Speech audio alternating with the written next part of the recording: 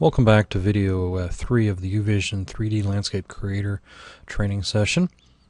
Let's talk a little bit more about this coping and the options that you have. If I click onto the wall and we go to our Cap tab, down here there's a pull-down menu. One says Rough Cut, which is the ledgestone face as we know it. We can go to None if we don't want any cap, which can be helpful if you're building grill islands and so on. We'll talk about that later.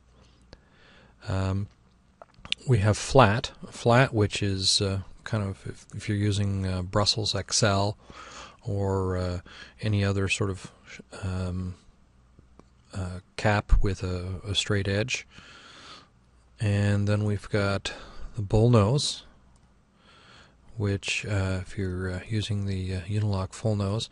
Now if you notice the joint spacing in here, you can easily change that by just making some adjustments on this size tab right here so that you've got kind of a realistic full nose look.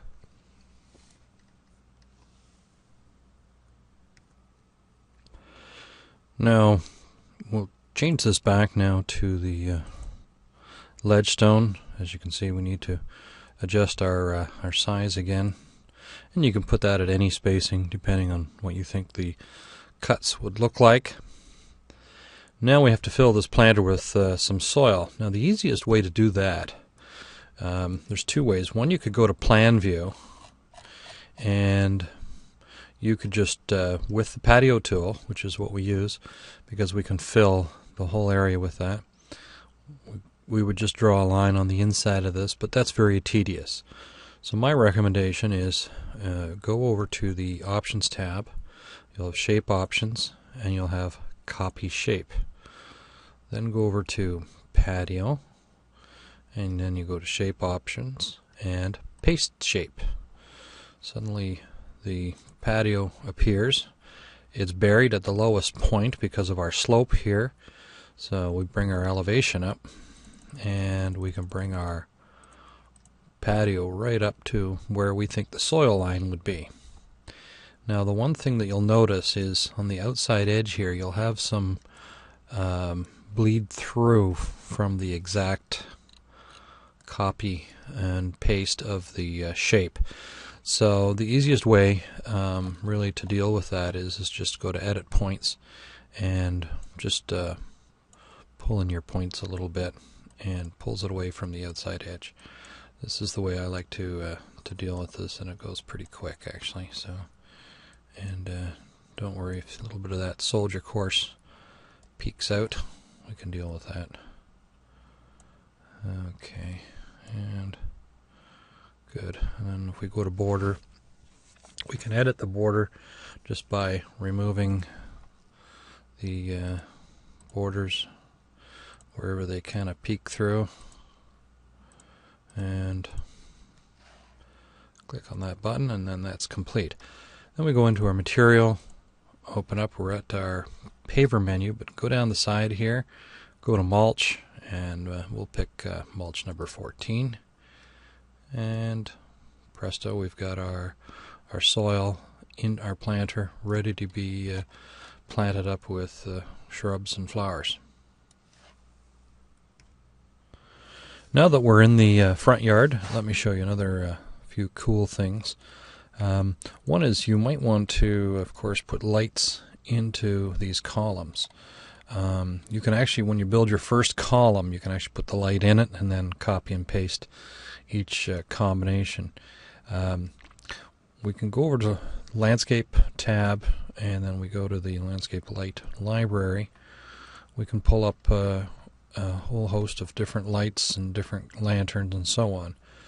I use this one here for pillars quite a bit, and notice how it takes on the grade wherever you go. So in order to get that up to the top and the right height, you can just raise your elevation up. Now of course this you can decide on what looks best. Once you have it into your pillar, slide it into place, and we'll go elevation there. Now if we'd like the size to be a bit increased.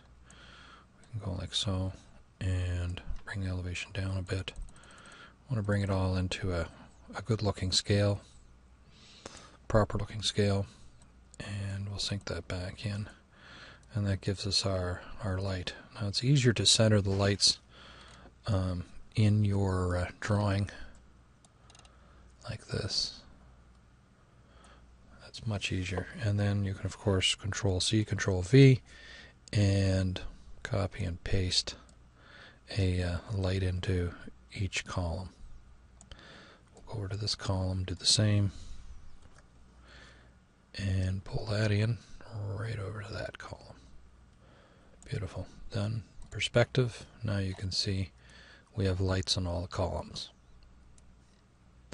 Another neat little tool while we're in the front yard is the grader tool from the terrain tab. If you go to height grid and you build yourself a grid like this, and you go to edit points, you can actually start pulling the property up here, or down for that matter, and building a berm for planting or grading certain areas of the yard. If you take the edit points off, you get a view of what that kind of looks like. So that's kind of cool. And another thing you can do is you can add additional accent rows to any of the hardscaping areas with an accent tool. If you go to building and you go to accent strip, we'll use that tool first, but we'll go do it in the plan view. It's much easier.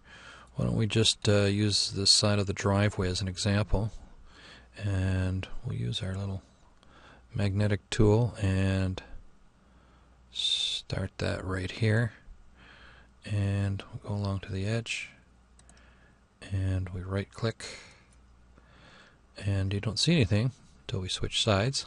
There. Now you've got an additional strip of accent in alongside the driveway. So that's a very, very useful tool. If I wanted to properly extend that right up to the pillar, I'd have to highlight it, edit points, and take off my little magnetic tool. I'll zoom right in, and then you can pull it in, and I just made it disappear there. So take off edit points, and you've got your border in. One of the other things you can do is you can do an accent shape.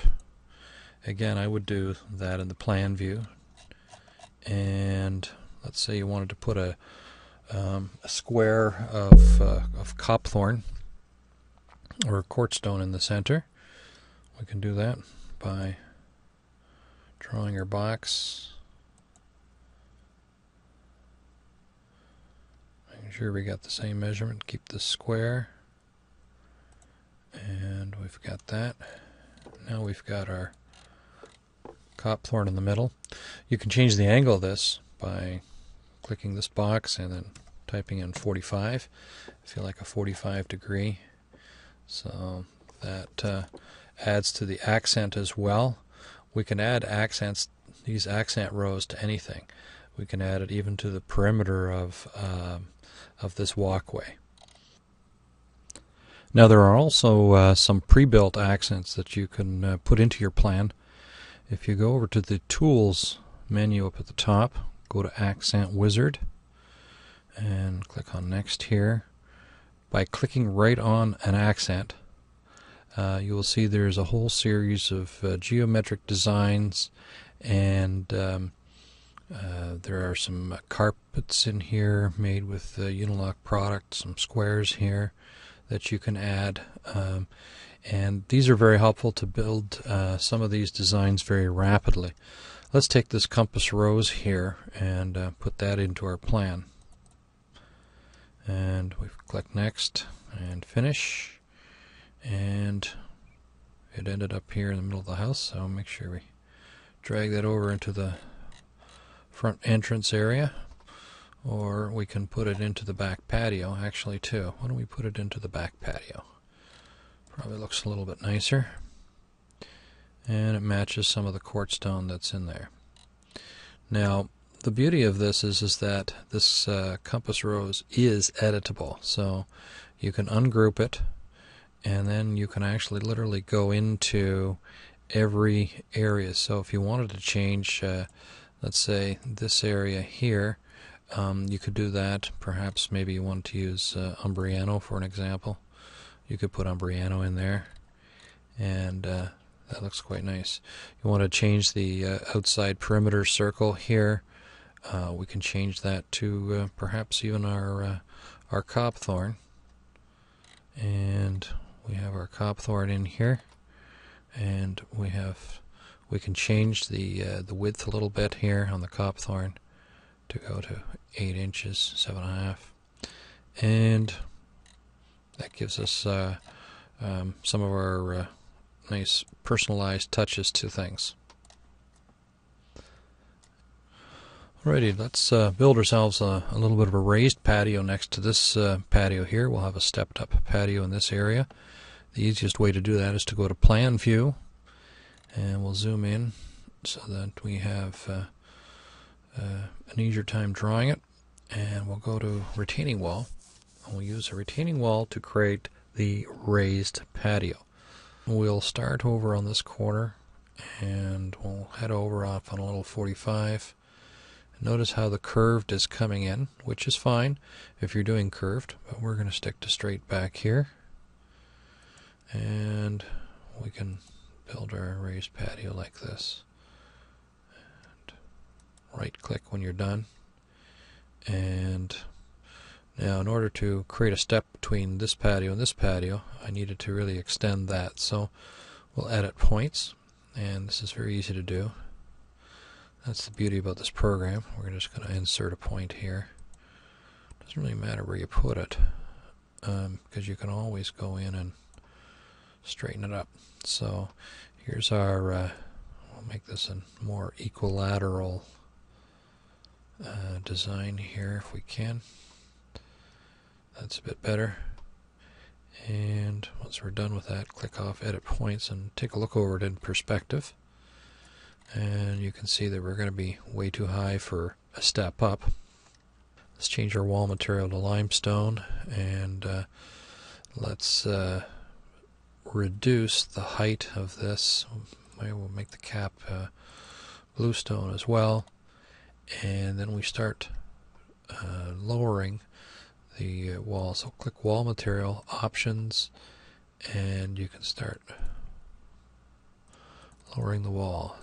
And depending on the size of your step, that's how you determine the raised area. Now, in order to fill this with a patio, that's quite simple. Just go to Shape Options and copy shape, go to Patio, and we will go to Options, Paste Shape, and then we're done. And all we have to do now is we will raise our patio a little bit up to the edge. Now if you notice, we've got some issues here with the lines. Just highlight one of these on the edit points, go to Options, and push your straight button there. Now as you notice, there's no border on here because it has selected the outside of the patio. You can go in and you can make modifications to that. You might want to take off the magnetic snap tool to make your adjustments with that, and you can just by pulling them in. And again, if you zoom in, you probably have an easier time of it so that you can see the border properly, but you can fix it up quite nicely just by pulling in on those little points. And then there you have it. You have your raised patio.